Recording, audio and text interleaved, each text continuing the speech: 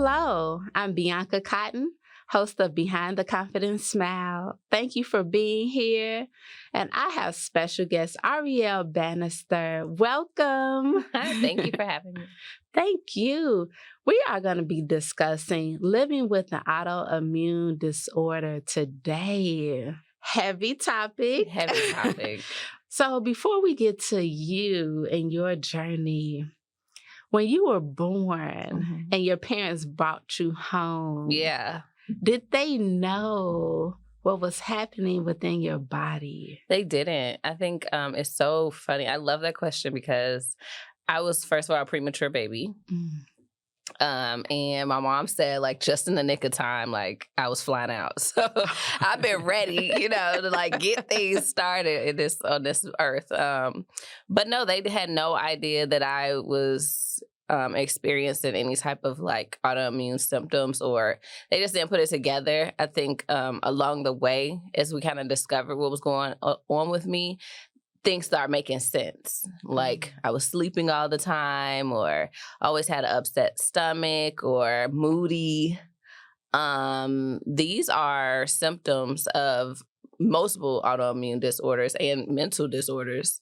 But when you're younger, and I think my mom was young, she was 17, 18, and my dad, same age group. So I think they just did, how do you know what to look for? And how do you know what that means? So they didn't know, but I think now, as we've reflected, they're like, wow, that makes total sense. That's why you didn't want this or didn't want that, or, certain foods just weren't digesting or things like that. So it's interesting. I mean, yeah, I'm surprised they didn't know. And I'm surprised, that it didn't show itself, but I'm happy for the journey of how it ended up coming up for me. I'm curious as to what the conversations were like between your parents and the pediatrician. Like if your parents shared or even thought to. No, they just thought like, oh, go lay down. What are the black homes? Oh, yes. Is go lay down. Go lay down. You're not going to go take a nap. You'll be all right. It cures it out, which to some degrees, it takes your mind off of it for a while, and then you wake up adrenaline, so you might not feel things for a while. And I think I still take that advice for myself as an adult. Like, let me go take a nap. I'm not feeling so good. Let me go take a nap. But that was that was how they kind of cured it. Like go take a nap. And then you're gonna go to Granny's house, like eat all your food. It's like my body wasn't wanting all of that food, but cycles, just patterns of families and how we operate. So they didn't have no questions to ask. They thought, oh, she's fine. She'll be okay. I think there were just maybe a few instances where I had like a really bad gut problem one time, and my stool was being stuck on my side. That's where I can remember as a little girl, my mom was like, oh, should I be concerned? And they were like, oh, no, we just took whatever and it moved. But that was kind of like indicative of like, something's going on with my gut at that time. But no one thought that way. So, now if I were a parent, I would kind of see that like, why is that happening? Not necessarily just like stop it from happening, but why is it happening as well? So you mentioned sleeping a lot, certain foods. Were there any other signs at that time? I think that the sleeping a lot, it came a lot after eating. I know that we call it in the Black homes the itis, right? But no, I think that was actually because it's so complicated for my body to digest foods that at that time my body was like in overload, and it was like I gotta lay down, like I have to refresh myself and kind of like figure out how to digest everything that I ate. So after food, it was like, no, like Thanksgiving, it was a wrap. Everyone knew they could find me in somebody's bed, sleep, because I've been in, over consumption of food. And then my body wasn't able to digest it well. So it was just like, those are signs now that I can say we reflect and we're like, yes, that makes total sense. That's why. So now, as an adult, I don't eat as much. Or, if I'm going to have that food, I kind of prepare myself for having in smaller doses or whatever, my remedies have been. But, I think that was really it, like tiredness, moodiness, because sometimes when you're just not feeling good, like I had a lot of like stomach stuff, like I'd be like, I just don't feel good, or I would get stuck. I have an umbilical hernia. So it would get like stuck, and I would have it like the hernia would pop out sometimes as a little girl. And like they just thought, I don't know what they thought. They're just like, just go take a nap. So, you'll be all right. Yeah, you'll be all right. Which, I mean, I was all right, but it probably could have been addressed differently if I ate differently.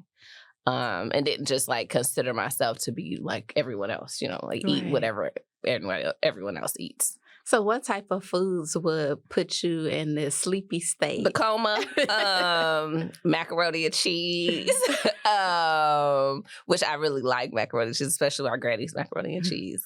Macaroni and cheese, fried foods like French fries. Pretty much the whole Thanksgiving plate put me down. That turkey, which I don't eat those things now. Greens I love. I think the cornbread did it. Probably the cornbread. It was a combination, but cornbread, greens, macaroni and cheese, the sweet potatoes, the sugar. Lord, the sugar put me down. The desserts, the cakes, the pies. No pound cake? Oh, yeah. And I love these things, right? But you got to have it in moderation if you're going to have it. If you just have to have it. Because there's no pound cake like a family pound cake. So you do, you like, life is short. But pace yourself is probably just what I would have hoped. If we were more educated, I could have heard more, right? So, like, pace yourself. Like, it'll be there. Have a little now. I don't know why we have this anxiety around Thanksgiving dinner where you just, like, got to eat it all, open up your pants, and, like, sit down for a while. That's crazy. It's like, no, like, just... It'll be there. Right. And if it's not, make your plate and eat on it, over time. So that's true. It's just, we are just so anxious about Thanksgiving. I'm like, Lord, relax. So yeah, those are probably some things that definitely put me down. The sweets always put me down. And then it was funny because it was always should be like a joke. Like, I would just start giggling a lot, right before I get sleepy, and they were like, "Oh, she's food wasted," and it's like actually my body was going into a freaking storm. Like, what the heck are we doing? You have me tearing up over here. Yes, I be like giggling. I'm like, like totally drunk. Wow. Yes, and I mean, I still do things like this if I eat the wrong things. Like, it's crazy because this is how my body is telling me, like, relax. Right. You're doing too much. You in overload. Wow. So, laugh it off, go to sleep. That's crazy. So, when did you, like, discover that you had autoimmune disorder? Right. Thank you for that. How did you get to that point? You know what triggered my autoimmune was stress. As an adult, I didn't learn until I was an adult. I was like, I don't know, 23, 24, around that age, maybe a little, I don't know, between 23 and 25. And I was in a relationship. And here we go. That relationship literally stressed me out. I allowed that relationship to stress me out because I'm gonna own my stuff. But yeah, no, I allowed that relationship to stress me out to the point that my body was just like was not even wanting food. It was like it was just high. Like I was already kind of feeling not great. Like I kept having like gut issues, like bloating. Like I kept having like anything I ate, like a banana, apple, anything I ate was just upsetting my gut. So that was already making me unattracted to food. And then as the stress started happening, it was like I would eat and then I would get nauseous, go throw up. Like it just, nothing was staying down. When that started happening, I'm like, okay, this is not good. Then my joints start hurting. So now I'm like waking up wanting to have a great day and like can't get up. It hurts so much just to get up. So the joint pains and the nausea and all that, I was just like, something's got to give. One day I was, I'm breaking up now from this relationship because I'm just like, I can't do this and worry about my own health. So like, we're done. This is over. So this is over. And one day I'm leaving my mom's house. I was driving and I threw up so much that I was just like, what the heck? And I hadn't been eating a lot. So it was just like, what is going on? And when that happened, I was like, I'm going to the doctor. Like, I'm going to go check out, get some blood work drawn, see what's going on. I had started, while having a relationship, I was like in grad school full-time, had a full-time job, and had opened up the juice bar, Benny's Beats. Wow. So I was like... Intense. It was an intense season. So I think it wasn't just the relationship, but I know that when I was like, it was just too much. I was just doing too much. So that's what kind of triggered my body to respond in like such a way. Really, I say God because it also set me down, right? It also like, calm down, prioritize, and get your life together. But when I threw up like that, I was like, we got to go to the doctor. So we did, and they were just like, your iron levels are super low. We don't know how you're walking. It was just like so much news at one time. We got to do a blood transfusion right now. I'm like, okay, no, I'm not doing that. I'm like, I got to figure out a pattern. I got to figure out something to be better and more gentle to my body. So I was obviously opening the shop, the juice bar, and I had stopped having those things. Like for myself, I was having the juice daily. When I opened the shop, I was like not having it. I'm selling it. I'm anxious about, just having doors open. So I'm not even thinking about this was critical to maintaining my health. So I noticed the shift there as well. So after getting all that news and they're like, yeah, it's lupus. Okay. I'm like, okay. That runs on my dad's side. It runs, everyone pretty much has it. So that's not too crazy. I was just like, okay, well, I got to figure out how to live like this. So I think it was a mental shift of like, I'm not normal. It's real now. Like it was always joked like, you crazy, you just be falling asleep. You just this and that, like something wrong with you. That was the joke. But now it's like real. Like actually no, like something wrong with you. You gotta operate different. You can't do what your friends do. You can't snack how your friends snack. You can't, so all the no's, I think it was very overwhelming and hard to like really recognize and see. And like, I was slow to adopt a new diet. And I'm still having things that is not the best for me, but I've done way better. But it's a journey to like recognize yourself as being special in a way that is also strict, or you just gotta like, I don't know, you just like got all these can'ts, right? And then you want to like at one time try to make everything right by eating the best, and that lasts for maybe a month or two, and that's cool, but you have to maintain a lifestyle for yourself. So after the panic of like, okay, so now I'm not gonna have gluten, I'm not gonna have this, after that 2 months or so of like trying to be 100% strict, I was like, this isn't real. This isn't me. I'm not gonna like, I can't maintain that. I have to do something that I can maintain. So obviously, well, not obviously, but the juices became something that was very helpful for me because it helped me not feel as like, I don't know, dominated by difference, if you will. Just like obvious, like you got the Aldi brand of chips and all your, or not Aldi, but Whole Foods brand, which they kind of synonymous. But anyway, the Whole Food brands of snacks, and then your friend got, I don't know, Flamin' Hots or whatever. And so you kind of like, that's obvious, right? But juice is like, okay. It's juice. It's juice. No one can like kind of like, are you okay? Like, it's just not something that's so obvious. So I think that's drawing attention. It's not right. I think you just don't want no attention to yourself when you are recognizing like, I'm living with this. Like, this is something that's not going away. You don't want no sorrow. Well, I didn't. I can't say everyone. I didn't want no pity parties. I didn't want people to know. I didn't want to talk about it. I'm just like, leave me alone. I figure it out. Don't come crying on me. Don't come do it. I'm going to figure it out. So, that's an adjustment for everyone, even for my family. Like, they're feeling ways. They're thinking, like, to your earlier question, they're thinking about, did I know this earlier? Could I have done something sooner? Did she, is it to a bad state now? Because I also have family members who have had this and passed. I have family members who have had it and ended up in chemo. I have family members who have it and their whole body have shifted and their skin has changed, and they've gotten the brunt of not taking care of it, not taking it serious at all, and then just living life however they want to live life, and now they are impacted by those decisions.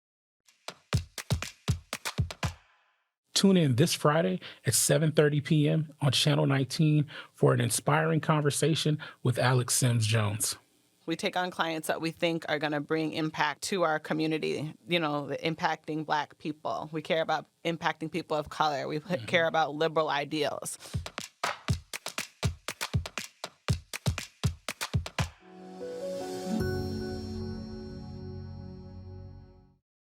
I thank God for already putting me in an environment such as the juice bar, because he was allowing for me to create the very audience and community that I needed to maintain my commitment to myself, to do better with myself. So that's one of the real reasons that I just won't give up on the shop, is because it's almost like giving up on me to a degree, or people like me. So I really work hard to keep my head in the game with that. And it's distractions all the time. But yeah, that was this, and I went way far, but that's basically how I discovered it. And then later on, as I kept with the shop, now the shop's open. Now, now I know, now I'm trying to eat better, live better, do better.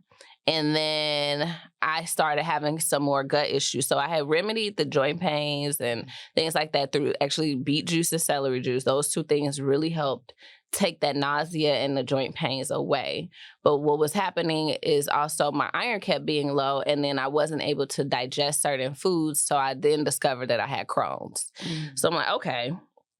So that was another adjustment. I'm like, okay, how many things do I have? What's going on here? So what really helped with that is being consistent with celery juice, because that's where the gut things was happening. So Crohn's is just basically I'm having inflammation in my body. I'm not able to digest things in the way a normal person will. So pills or things like that don't process in my body the way it might in yours if you have a healthier gut or digestive system. There's a lot of things that I don't deal with anymore as a result of just maintaining my relationship with the juice, really, and maximizing my nutrition through that. So I don't experience a lot of things I did experience, but along that journey came depression, came various things, and sometimes it gets there if I allow myself to eat things that I know I'm not supposed to eat. If I go have a whole host of French fries, that really disturbs my stomach, and it really sets me off to where I have to readjust for a month or so. Well, wow. I mean, not that I won't feel better maybe in a couple days, but it's I don't know, it just disrupts this. So if you eat something else, you'll just know it'll come back up quick. So to me, that's not really addressing it. If you know you had something you had a whole lot of sugar, and then you might feel better in the morning, but then you go have, I don't know, an apple, which also is sugar, and then you start feeling icky again or sluggish again. Well, you haven't fully reset or detox yourself in a way to help get all of that out of you that you were consuming, if that makes sense. So it's still, there are days, there are times, especially stress. Stress is super huge. I think I really try to maintain not having a stressful life. So if it's topics I can't talk about, I won't. If there's people I can't see, I won't. If there's spaces I can't go, I won't. Because that's the starter. I feel like that's the kickoff for me of when I start feeling really bad, is when I'm under a lot of stress and I allow it to overtake me in that way. If I don't control those environments, it gets bad for me. So I would presume that's for anyone with anything, but definitely if your immune system is compromised, then I feel you're just sensitive, and you gotta be all right with that. And people have to respect where you are with your life and be gentle with yourself. I think those are probably the things that I've learned that's working for me, is I'm gentle with myself. I'm honest with people, oh no, this isn't a great time for that. And I try to be live in this little bliss bubble, because I don't want to experience. I like that. Bliss bubble. Yeah, my little bliss bubble. Because I don't want that. It's hard to feel horrible before you start your day, because I don't look like it, and it's hard because I'm not limping or something. It was really hard for people, especially at work, to recognize I'm having a hard day just to walk today. and y'all are talking about whatever, but because, you don't look like something that you might be experiencing, people underestimate everyone. So we just not even have to be gentle with ourselves, be gentle with each other. Because I don't know, you could be dealing with anything right now. As we're sitting here, you could be having excruciating pains. I would not know, but I can be pleasant to you. I can give you a pleasant experience at least, to not add to whatever's happening. So, that's a whole nother story for probably a whole nother show. But yeah, I'm super long-winded with that answer. That's all good. Okay. I'm curious to know, how long did it take you to get to this bliss bubble that you described, with experiencing significant changes quickly once you found out the diagnoses? And then the second one with Crohn's and depression and joint pain and all of these pieces, like, when did you start saying, okay, do I go to therapy? Like, do I need to get rid of that friend? Like, say more about that journey. I did. I have been in therapy, and therapy is great. Yes. I am so grateful that I decided to do that, because I truly don't know if the work would have been as impactful, like my self-work would have been as impactful if I only leaned on my own self, or my own ears, or my own thoughts, to kind of help shift my agreements with myself. So it took a while. I think it's still going on, right? So I think therapy's been going on for since 2018. Okay. What is this, 5 years or so? Yeah. So about 5 years of therapy. Very consistent. There were some years where it was weekly. Sometimes, like now, it's like very sparse. Like she's sparse. She's like, you don't need to meet with me daily now. Like you're good, which is great. And you want to see those wins in therapy. Yes, don't let your therapy or therapist become your crutch either. Because people do that, and then they're like a lifetime subscriber to daily therapy. And it's like, baby girl, baby boy, like let's grow, let's elevate. Right. So I'm grateful for the growth for sure, but it took a while. That just happened last year, where she was like, I think we could shift to monthly. I think we could shift to quarterly. I think we don't have to do this all the time, which is great. So it took a while. I think it also took prayer. It took meditation. It took hard conversations with family. I don't know. I think it's still going on. I can't say that there are still residuals of that. It's still like you get nervous about just pushing yourself sometime physically, because you don't want to, there's just your body, you yourself recognize your body as being fragile. So you sometimes don't want to put yourself, and you don't know, it's like a battle. It's like, am I making this an excuse, or am I truly measuring my health state and like making a educated or a strategic decision not to do something? So I think those types of things still exist for me. So my bliss bubble, sometimes I challenge myself, like, am I masking everything and like isolating myself, or pushing things away and not dealing with certain things that I could deal with? It's like, are all those things healthy? And so I think it's still going on. Like, I think right now I still, even though I push stuff away and I'm like, no. Sometimes there are things where I need to actually address it, and I have to do my other aspects of that work, so to speak. So it's a journey. It's not a destination. It's a journey. I'm going to probably always experience something, whether it's mental, physical, or otherwise, with living with an autoimmune, or just a more fragile body. Yeah, so I don't know, wow. I ate Flavor Hots the other day, like I still do stuff I know I should be doing, and I'm gonna pay for it. I pay for it. So hopefully. So, that sounds so harsh. But I know better. Yeah. But it's real. Yeah, the realities it's of real. that. It's real. It's like want to taste the goodness, even though we know Flamin' Hot's not good. It's cardboard. I love them. It's cardboard. It's actually right. food. Right. And I know that. I'm educated. I know on that too. It is still the red bee. That red bee. Oh. Child, they got Black people in a chokehold. As we come to a close, what do you want other people to know who are living with lupus and Crohn's? I don't even want to say like advice, but encouragement for them. What do you want them to know? Our bodies are profound. It always wants to heal itself. Every little notice, every little something that God allows to come through in our bodies, whether it's a voice, whether it's a bump, whether it's a lesion or a rash, whatever, all these things are indicative and indicators of your body fighting for you. So please be fair to yourself and fight with it, not against it. And just know that anytime, not that it should feel pressureful, but we are either feeding or healing a disorder at any given moment. So, today, I'm choosing to heal. And maybe tomorrow I didn't choose to heal, but just knowing that I have a body that wants to support me in a healing process, and we all do. Literally everyone's body wants to be healthy. Be gentle with that process for yourself so that you can experience what it's like to not wake up feeling muggy already.